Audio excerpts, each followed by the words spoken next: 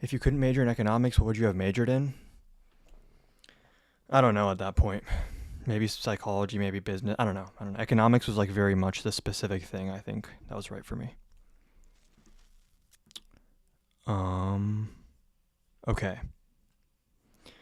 Okay. So we'll see if we can get some debates going today. Let me drop it in the Discord that I'm live, and if we can't get any debates going, then I'll watch a couple videos before I hop off. But if you want to see debates happen, best thing to do is to keep double tapping the screen and sharing the live. So if anyone MAGA comes across it that wants to debate, then we have at least a few minutes of that.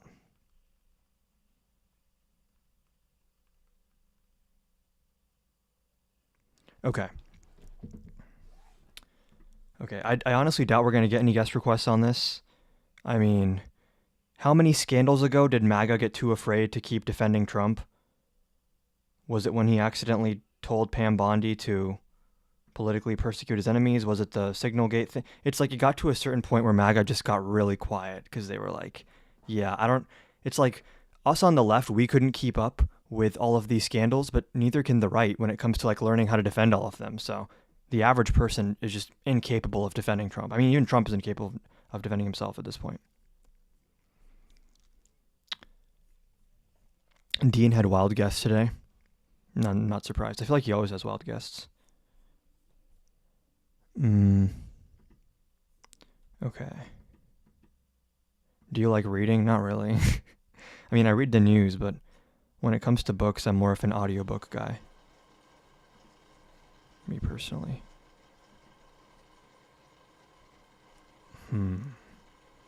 Unhinged women, it was wild. I'll take that. I mean, I see a friendly in the guest box right now. I do want to try to see if we can get any people who want to debate in here. So again, keep double tapping the screen, keep sharing the live. The more people that see it, the more chance that we get someone MAGA to see it who actually has the testicular fortitude to request to hop on. And if anyone wants to head on over to watch again on YouTube, we do have better sound quality over there. Or, sorry, not sound quality, video quality over there. Parker's about to go live, double team that. Oh, shit. Oh, when is he going live? We'll see. If I don't get any debates on here, maybe I'll hop on with him, if he's cool with that.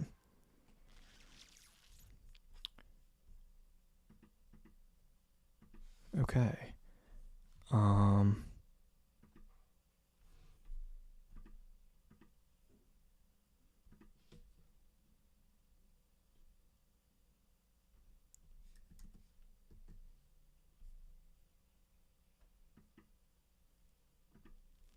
Okay. I mean, it's seeming like we're not going to get any any guest requests at this point.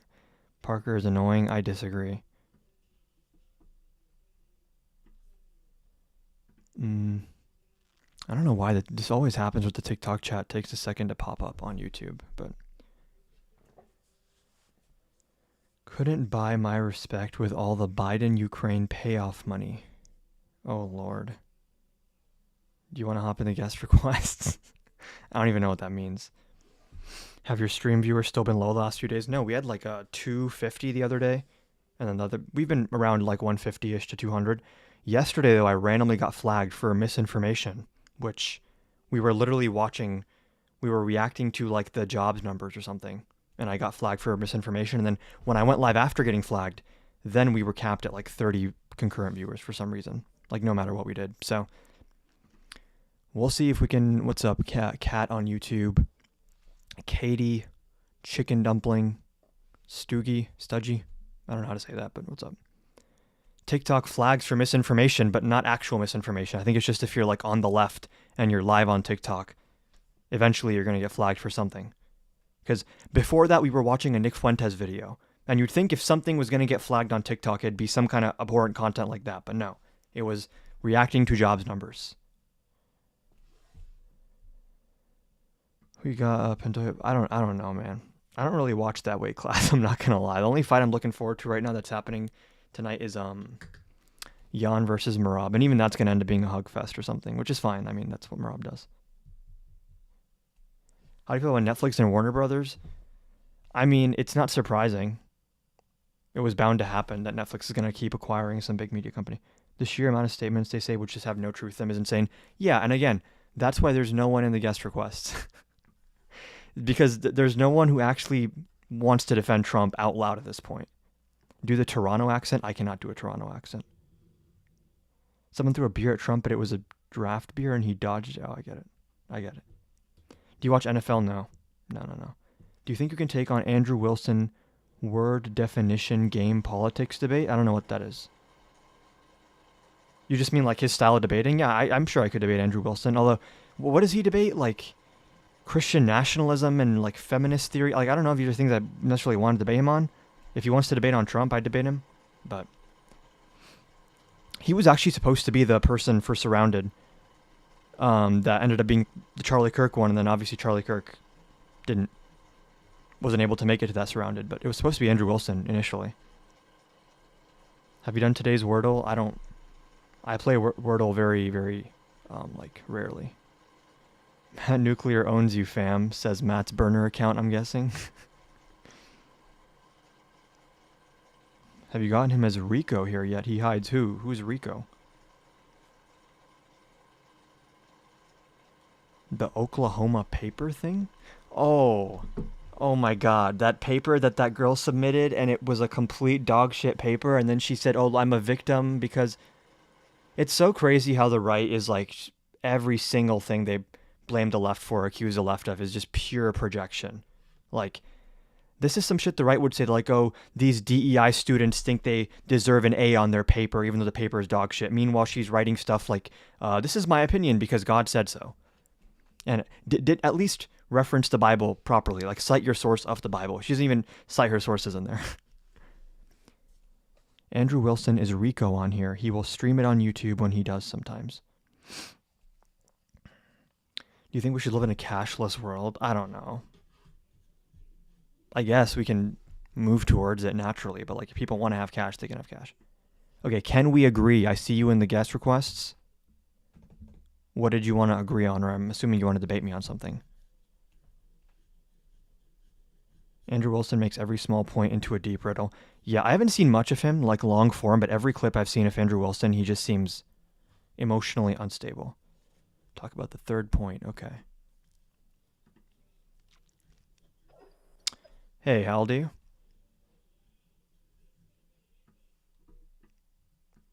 Hello? Hey, what's up, man? Can you hear me? Yep, I can hear you. How old are you? I'm 29. Okay, and you wanted to debate the mass deportations are dangerous, inhumane, and wasteful claim? Yeah, I just wanted to talk to you about it. I just don't see how you can really say that, and I guess I could lay out a few reasons I'm in support of it, and Go then ahead. maybe you could tell me your thoughts on it. Sounds good. So I know we're probably not going to agree on a certain number. Let's just say it's a lot of money, but would you agree that illegals cost the taxpayer a lot of money year in, year out, as far as like healthcare spends and all that stuff as far as taxes goes? On a net basis, no. I mean, they don't qualify for a lot of these federal programs. I mean, for some state level programs, they might qualify for like small cutouts, but that's even maybe in a handful of states, and they pay an average of really $10,000 annually in taxes. That's not really relevant, brother. When you go to the doctor as a let's just whatever word you want to use, I would say illegal. What word would you like me to use? Just because I want to be undocumented. When you go to the hospital as an undocumented person, is the hospital allowed to turn you away? An emergency? No. They can't turn anyone away. Okay. So therefore, who do they bill? I mean, you have no insurance. There's a very small cutout. Medicaid. Yes, there's a very small cutout in Medicaid for emergency services. Which would you like us to let them bleed out instead in the waiting room? No, I would like them to go back to their country and then they can seek help there. They wouldn't. I think if someone's going to right? if someone's going to an ER, I don't think they can afford to wait to go back home to get seen by a doctor. No, I agree in that instance, but would you agree that if they were never here, they wouldn't have to be seen by our... Hold on. That's the only instance. I agree. I'd like to go point by point, and I just want to stay on this before we move on to something else. You're talking about this one cutout. That's the only Medicaid spending on undocumented people is that like emergency care, which everyone gets emergency care. It's not just emergency. It's any time you go to the doctor. If you can't legally register for insurance, how do you go to the doctor? You go to the doctor and then they just bill you directly. You know what they do? Hold on. They go to the ER and they bill everything through the ER is what they do. Yeah. So if obviously we're not going to agree on a number like I stated to begin with, but if you look at some of which I'm not a big Steven Crowder guy. Okay, I'm sure you're not either, right? Okay. But if you look at some of his more recent podcasts, Yeah. he has statistics on there and sites where you can see that what you're saying is just not true. Hold on. And they're left. You brought up a really good point. Sites. You brought up a really good point sites. about they go to emergency rooms to seek normal medical care. Wouldn't it be better if they were just documented and they could go to a normal hospital or like a normal doctor's appointment and not clog up the emergency system? When you have a system where the only way you can get medical care if you're undocumented is by going to the ER, that creates a perverse incentive structure that would be addressed and remediated by us actually just letting them have access to normal health care. Well, hold on. We're talking about an issue we have. You're presenting a resolution. I agree. That is a resolution. Yes. It's not the only resolution, right? Would you agree it's not the only? The other resolution would be to get them out of the country, back to their country of origin. Who is You can agree that is a resolution. Well, whether or not I don't think so. You think it's a good one. No, it's an answer. Yes, it is. You can't say it's not. It's a response. It's a response. It's not a solution. Solution. Okay, so now I'll say it's a response. I'm not sure that it's a... Dude, just hold on. I'll say it's a response. I wouldn't say it's a solution because I don't think you're actually solving the macro problem when you just zoom in on this one thing, which is like, we have to deport undocumented people. This is a very big issue which involves making it easier to come in legally, making it harder to come in illegally, and then expediting the asylum process, for example. Like a lot of these people that you're calling illegals are asylum seekers. Brother, my argument was that we spend too much money and tax dollars on it. It's not good for us. We need to get them out. You can't argue that. That's a fact. And you can say, oh my gosh, I don't think we need to kick them out of the country. But it is a fact that we spend the money on it. Okay, I have a clarifying question. This is going to fix healthcare. Fantastic. Hold on. This isn't going to fix healthcare. I'm not saying that fixes healthcare. Okay. I'm saying that stops us having to pay for it. Okay.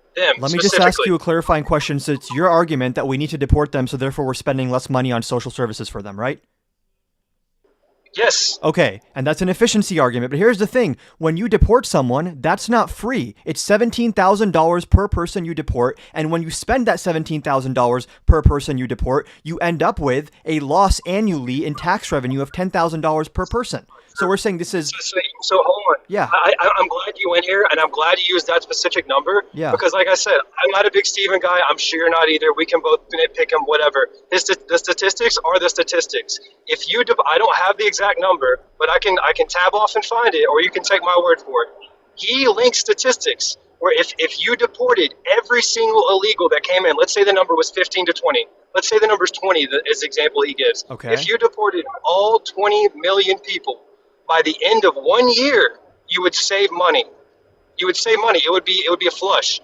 I definitely need to see a source on that because you're okay. What's the number? 20 million? If we say 20 million times 17,000, if we say 20 million times 17, just hold on. If we say 20 million times 17,000, if we deport all those people, you understand that you're spending almost 20 grand per deportation, right?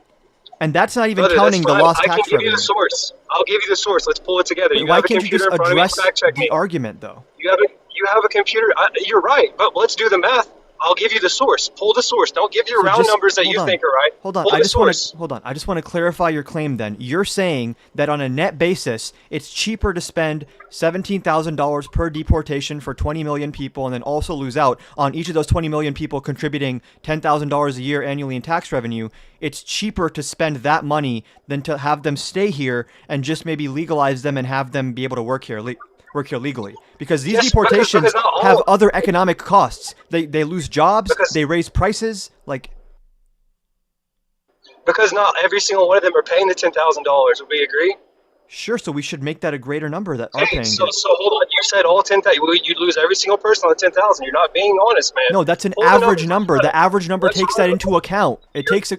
Hold on. To run the numbers, don't run from it. Let's run the numbers. Just let me respond to what you said. When I'm talking about the average amount paid by undocumented immigrants, you understand an average is not saying that every single person individually pays exactly this amount. It's taking an entire range. It's taking the entire data set and giving you the average based on the number of people here. And how do those people pay in? Because they get an illegal social security number. No, they have ITIN numbers. They shouldn't be able to take jobs from Americans. They have ITIN numbers, and IRS regulations say you have to pay taxes even if you're undocumented. Brother, you shouldn't be able to come here and compete with us in the job market. Why do you think why do you think companies don't pay? Oh because why would we pay you money when we could bring someone in from another country and pay them a third? Hold on, you didn't hear what I said earlier then. When you do mass deportations, you know we lose 6 million jobs in the United States as a result, and half of those are American-born workers? Do you know that there are 7 million people looking for a job right now? Notice how you just don't respond to any point I make and you say your own thing. No. I'm addressing what you said. You said you lose 6 million jobs. Guess what? We have 7 million people applying, looking for one right now. That's just a non sequitur. It's just not. Hold on. You say who takes the 6 million jobs we lose? I give you an answer, and you say it's a non sequitur. What do you mean? Who takes the 6 million jobs we lose? Who takes the jobs? The 7 million unemployed looking for a job. You didn't hear what I said then. I said half of those 6 million jobs are American-born workers who would lose. So basically almost 3 million American-born workers, citizens, would lose jobs if you do mass deportations. That's fine, brother, but then there are 7 million unemployed people looking for jobs right now. Yeah, they're not Americans. And it becomes 10. Americans. If you don't have an American citizen, you shouldn't be working in America. It becomes 10 then. 7 plus 3. It doesn't. No, they're completely separate numbers. You're not telling. You're saying that they're going to take half of the 7 million Americans that are unemployed right now, filing unemployment, are going to be gone as well. Is that what you're saying? No, that's what are you even saying? I'll repeat my claim. If you do mass deportations, this is a study from the Economic Policy Institute, America will lose 6 million jobs as a result. Because guess what? When you deport people, you're not just deporting competition from the labor market, you're also deporting aggregate demand. And when aggregate demand goes down, demand for labor also goes down. Why would the demand go down? Why would aggregate demand go down? You're saying because you're deporting consumers who are undocumented people.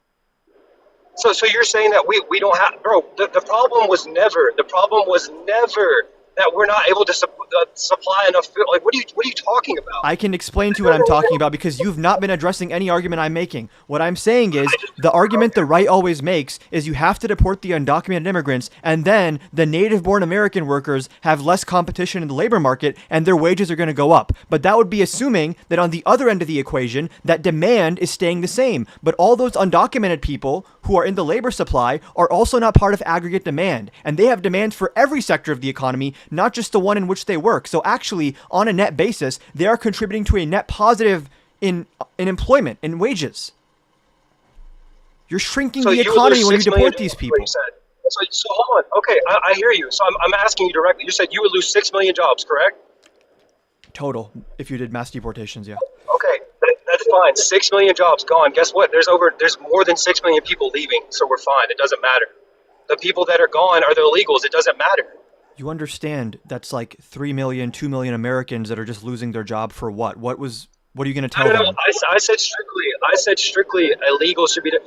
No American is going to. That doesn't make sense. Give me an example of where you could apply that. Give me a direct example of where you could say, oh, your logic of what you're saying. You're saying, oh, we have to deport the illegals, so therefore we have to close down the factory.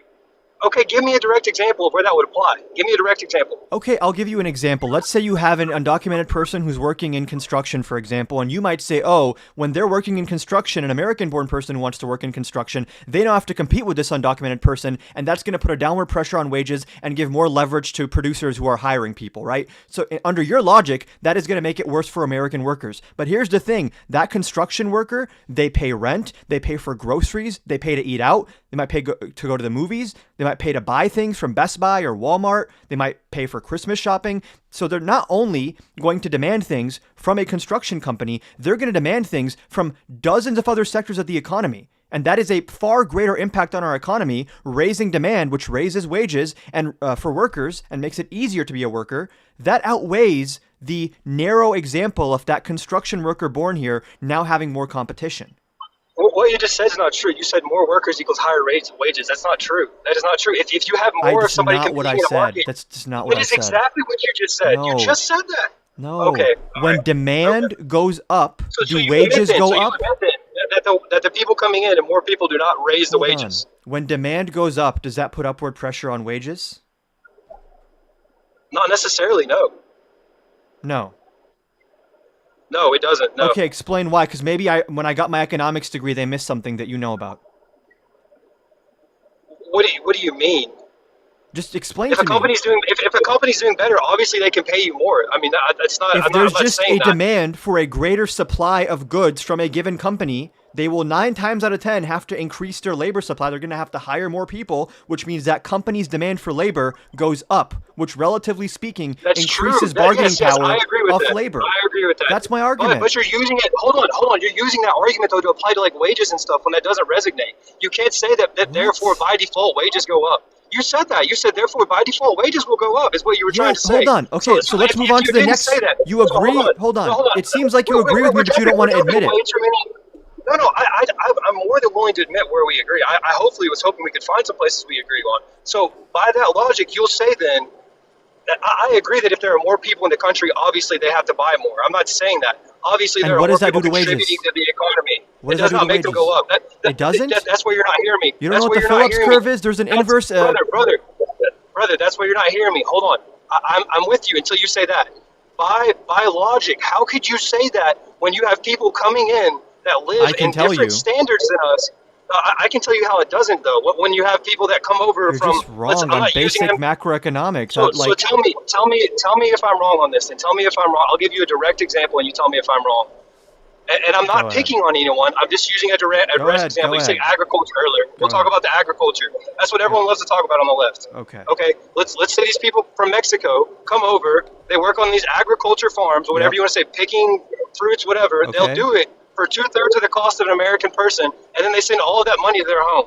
How does that benefit the American economy? That specific example. Tell me how. That Mexican person is spending money in the American economy to live here and consume things here. I just said he sends it back. I just said he sends it back. He only lives by his means. Does he live he sends in it back a tree? To his family. Does he eat dirt? What do you mean? He sends it all back. No, I mean, obviously he lives by his means, but he sends the majority of it back. Whoa. What does that mean that he pays for a place to live? He pays rent? For himself. Okay.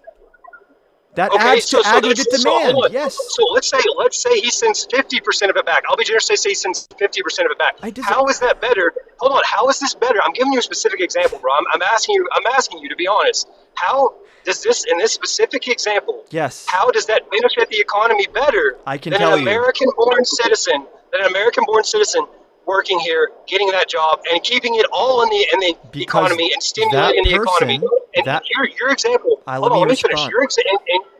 Let me finish though. In your example, this is where it matters though. In your example, you're assuming that these people keep all their money in the economy. Well, we know that's not the case.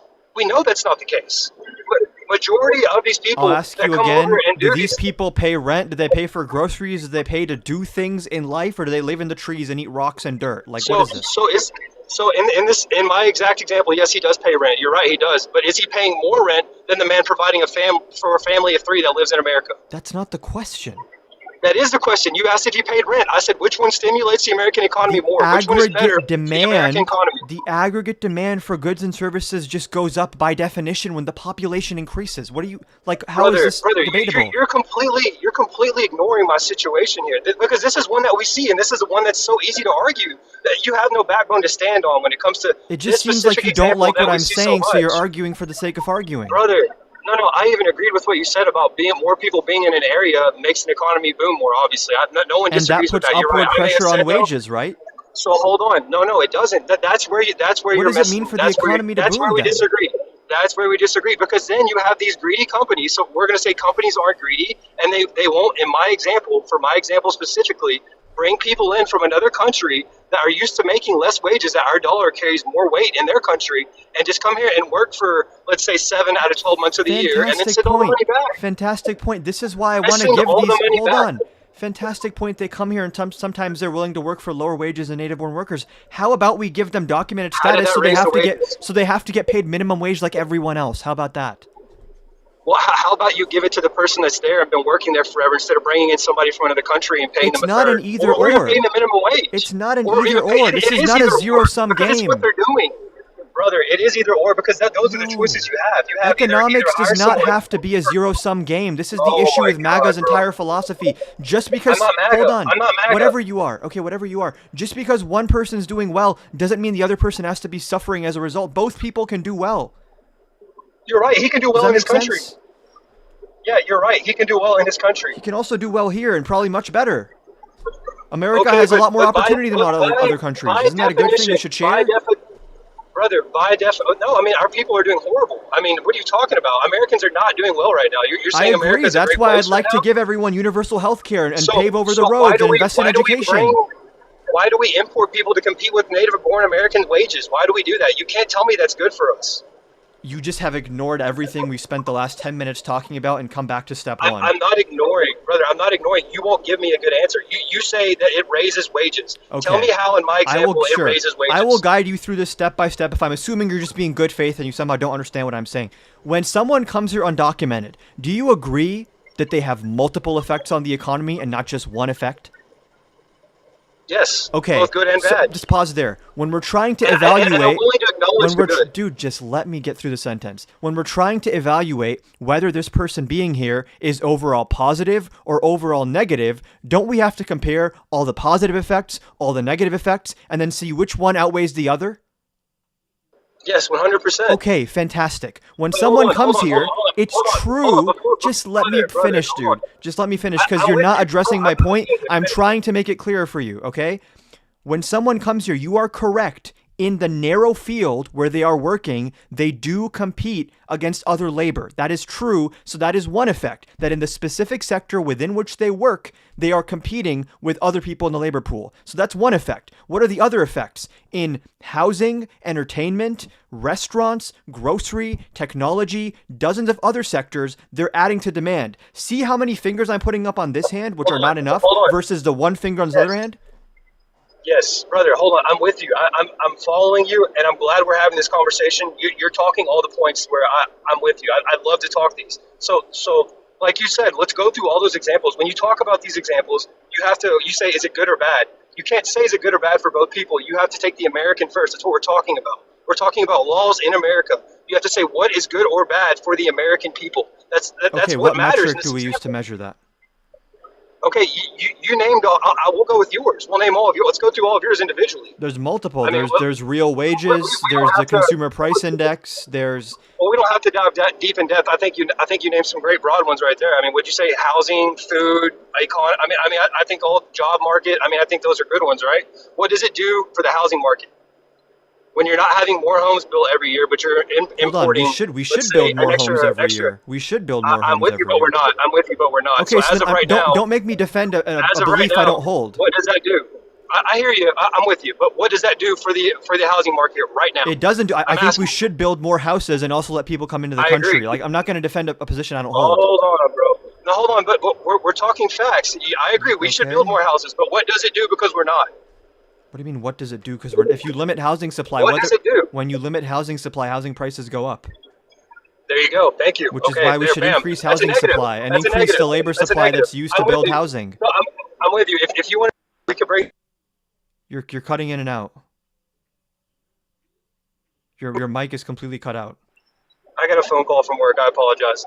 I'm with you. If you were to say, oh, that would be a solution to that, then I hear you. I would accept that. But you have to accept what I'm saying as well. Right now, it's a net negative for housing. Brother, come on. You're not being good faith, man. Why do I have to accept anything you say blindly? What do you... So wait, hold on. Is it not? It's not blindly. It's a fact. How is immigration at the current rate we're building houses? We're not building more houses. Hold on. But this is... You keep zooming in.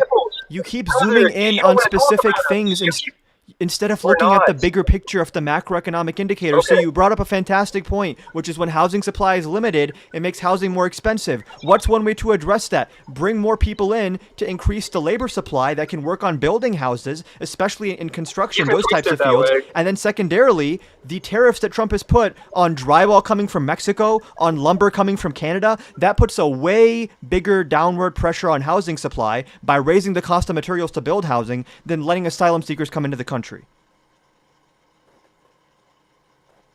Brother, that's why I'm saying look at the bigger picture here. I need to come to your terms. I'm just saying to look at the bigger picture here. Hold on, I'm going to drop you. Move me back up. My freaking work keeps calling me. I need to lag it. Let me bring right back up. Okay.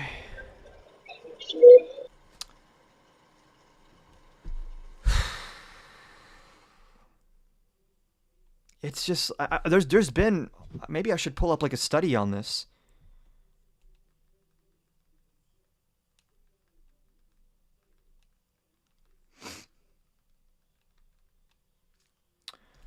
Is he even back in the guest request? I guess in the meantime we can take in Miguel.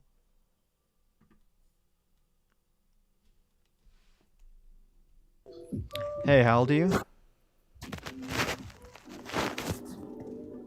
Hello? Miguel? That was an accident, I'm guessing. Okay, see, that was probably a one and done in terms of debates. There's no one else who's going to want to debate because that's how it would go, right? If you try to engage honestly and in good faith, there's no way to defend Trump. You're going to just short circuit, which is, I think, what just happened. Parker just said he loves having you on. Hell yeah. Is Parker live right now? Maybe I'll hop on with him in a little bit if he's cool with that.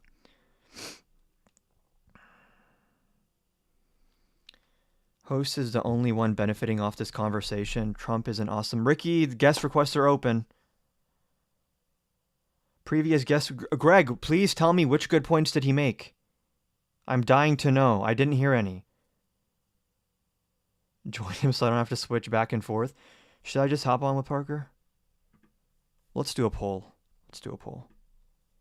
And this is assuming that Parker's cool with it. I don't want to impose. Where's my... There we go. Okay, smiley faces, just end the live for today because we're probably not going to get any more debates and hop on with Parker. And crying faces, let's just brave it through and try to find some people who want to debate.